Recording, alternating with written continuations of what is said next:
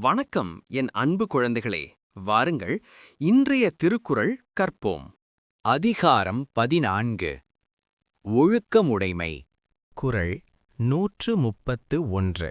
ஒழுக்கம் விழுப்பன் தரலான் ஒழுக்கம் உயிரினும் ஓம்பப்படும். விளக்கம். ஒழுக்கம் எல்லார்க்கும் சிறப்பினை கொடுப்பதால் அதனை உயிரைவிட மேலானதாகக் கருதி காத்தல் வேண்டும். குறள் 132. பரிந்தோம்பி காக்க ஒழுக்கம் தெரிந்தோம்பி தேரினும் அஃதே துணை. விளக்கம். ஒழுக்கத்தை வருந்தியும் பாதுகாத்தல் வேண்டும். ஏனென்றால் அரண்கள் எல்லாவற்றுள்ளும் ஆராய்ந்து பார்த்தால் அவ்வொழுக்கமே சிறந்த துணையாக உள்ளது. குறள் 133. ஒழுக்கம் உடைமை குடிமை இழுக்கம் இழிந்த பிறப்பாய் விடும். விளக்கம். ஒருவன் உயர்ந்த குலத்தில் பிறந்தவனாதலை நல்லொழுக்கம் காட்டும். ஒழுக்கத்தினின்று தவறுதல் அவனை தாழ்ந்த குலத்தினனாக்கிவிடும். குறள் 134. மறப்பினும் ஓத்துக்கொளலாகும் பார்ப்பான் பிறப்பொழுக்கம் குன்றக் கெடும்.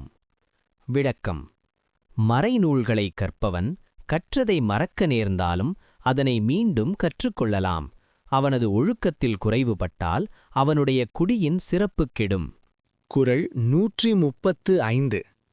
அழுக்காறு உடையான்கண் ஆக்கம் போன்றில்லை ஒழுக்கமிலான்கண் உயர்வு. விளக்கம். பொறாமையுடையவனிடம் செல்வம் நிற்காது போல் ஒழுக்கம் இல்லாதவனிடத்தில் உயர்ச்சி இல்லையாகும். குறள் 136. ஒழுக்கத்தின் ஒல்கார் உறவோர் இழுக்கத்தின் ஏதம் படுபாக்கறிந்து. விளக்கம். ஒழுக்கம் தவறுவதால் தமக்கு குற்றமுண்டாவதை உணர்ந்து அறிவுடையோர் அவ்வொழுக்கத்திலிருந்து தவறமாட்டார். குறள் 137. ஒழுக்கத்தின் எய்துவர் மேன்மை இழுக்கத்தின் எய்துவர் எய்தா பழி. விளக்கம்.